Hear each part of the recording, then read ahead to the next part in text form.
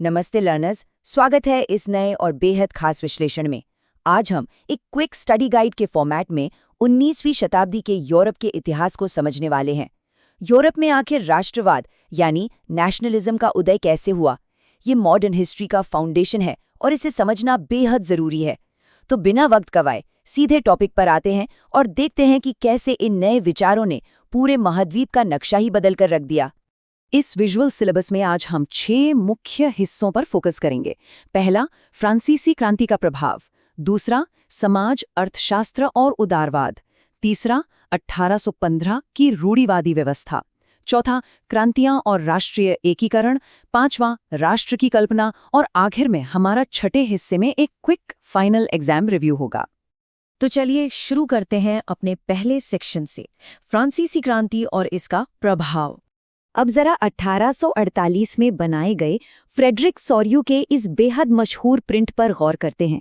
इसे the dream of world wide democratic and social republics कहा जाता है। इसमें सोर्यू ने एक यूटोपिया का सपना देखा था। उन्होंने अलग अलग उम्र और सामाजिक वर्गों के यूरोप और अमेरिका के लोगों को एक साथ एक साझे लोकतांत्रिक सपने की तरफ मार्च करते हुए दिखाया है। ये सिर्फ एक चित्र नहीं था, बल्कि उस दौर की आशाओं का बहुत बड़ा प्रतीक था। इस आर्टवर्क की गहराई में छिपे प्रतीकों को समझना बहुत दिलचस्प है। ध्यान दीजिए, स्टैच्यू ऑफ लिबर्टी के एक हाथ में आज़ादी की मशाल है और दूसरे हाथ में मानव अधिकारों का चार्टर। और जमीन पर जो बिखरे हुए टूटे मुकुट और निशान पड़े हैं, वो दरअसल पूर्ण सत्तावादी और अत्याचारी संस्थाओं के बिल्कुल तबाह होने का प्रतीक है। ये दिखाता है कि पुराने राजशाही सिस्टम्स को हमेशा के लिए उखाड़ फेंका जा रहा था। लेकिन ये क्रांतिकारी बदलाव सिर्फ फ्रांस की सीमाओं तक सीमित नहीं रहने वाला था। 1789 में फ्रांस में शक्ति आखिरकार एक राजा के हाथों से निकलकर आम नागरिकों के हाथ में आई। और फिर देखते ही देखते 1790 तक फ्रेंच सेनाओं ने इन्हीं राष्ट्रवादी विचारों को हॉलैंड, बेल्जियम, स्विट्जरलैंड और इटली तक पहुंचा दिया। एक तरह से राष्ट्रवाद आग की तरह पूरे यूरोप में फैलने लगा। इन नए विचारों को फैलाने में एक और चीज ने बहुत बड़ा रोल निभाया, और वो थे जैकोबिन क्लब्स। असल में ये क्लब्स सरकारी नीतियों पर चर्चा करने के लिए बनाए गए थे, पर 1790 तक आते आते इन्होंने क्रांतिकारियों की काफी मदद की और फ्रेंच सेनाओं का पूरा समर्थन किया, ताकि राष्ट्रवाद को दूसरे देशों की सीमाओं के पार ले जाया जा सके। एकदम सच कहें तो ये क्लब्स उस वक्त के सबसे इम्पोर्टेंट पॉलिटिकल नेटवर्क बन गए थे।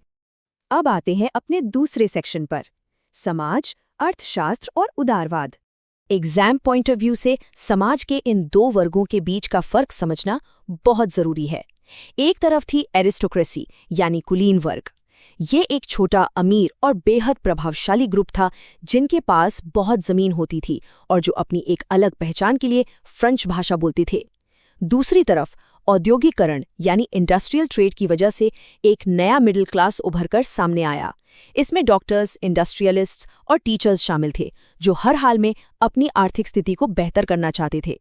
इस नए मिडिल क्लास के बनने के पीछे इंडस्ट्रियलाइजेशन का सबसे बड़ा हाथ था, जिसके 3 मुख्य प्रभाव हुए।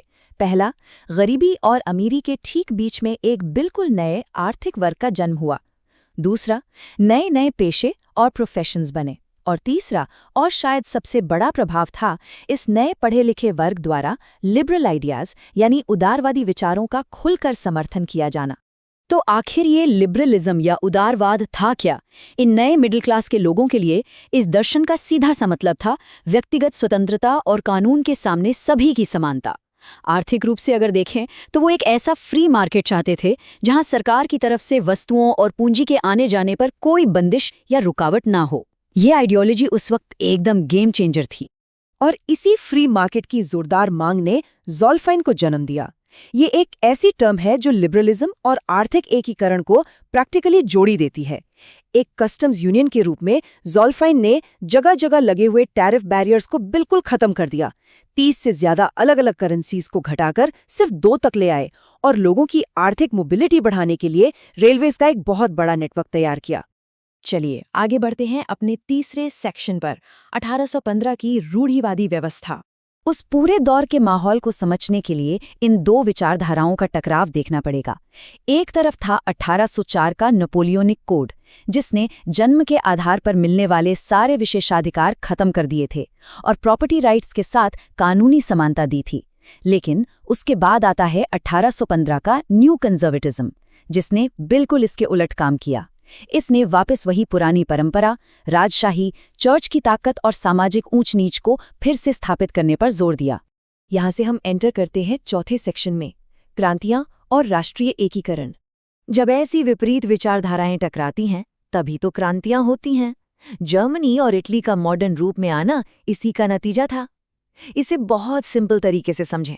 जर्मनी का एकीकरण प्रोशियन सेना और ऑटो वॉन बिस्मार्क के नेतृत्व में 7 सालों के अंदर हुए 3 युद्धों के जरिए पूरा हुआ। वहीं दूसरी तरफ इटली का सफर देखें तो मजीनी, कावर और गैरिबाल्डी के अनथक प्रयासों के बाद आखिरकार 1861 में विक्टर इमैनुअल II के नेतृत्व में इटली पूरी तरह से एकजुट हो गया। अब चलते हैं अपने 5वें सेक्शन की ओर, राष्ट्र की कल्पना। क्या आपने कभी सोचा है कि एक पूरे देश को एक इंसान के रूप में कैसे दिखाया जा सकता है? इसे हिस्ट्री में एलेगोरी कहते हैं।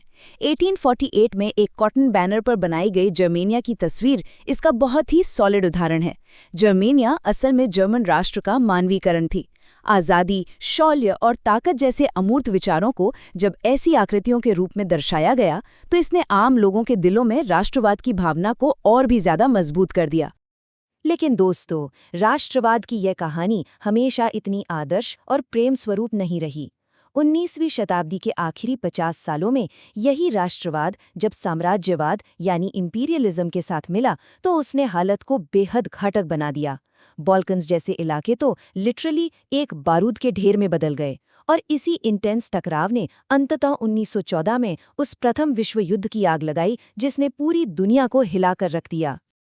और अब इस एक्सप्लेनर के छठे और आखिरी हिस्से में फाइनल एग्जाम रिव्यू।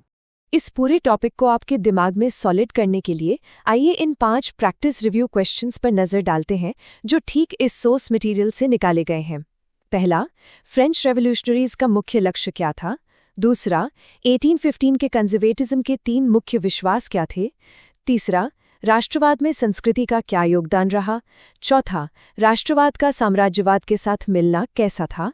और पांचवा, 1789 में सॉवरेनिटी का हस्तांतरण कैसे हुआ? रिवीजन के दौरान इन सवालों को खुद से जरूर पूछें, ये आपकी तैयारी को और पक्का करेंगे। इस स्टडी गाइड को खत्म करने से पहले एक गहरा सवाल छोड़कर जा रहा हूं। अगर राष्ट्रवाद की शुरुआत डेमोक्रेटिक रिपब्लिक्स, आज़ादी और एक बेहद सुंदर यूटोपिया के सपने के रूप में हुई थी, तो आखिर में ये फर्स्ट वर्ल्ड वॉर के उस तबाहकार साम्राज्यवाद का आधार कैसे बन गया? इस विरोधाभास के बारे में जरूर सोचिए, क्योंकि यही आधुनिक इतिहास की सबसे बड़ी पहेली और सीख है। इस विश्लेषण में साथ जुड़ने के लिए शुक्रिया और ऐसे ही नए विषयों को हम आगे भी खंगालते रहेंगे।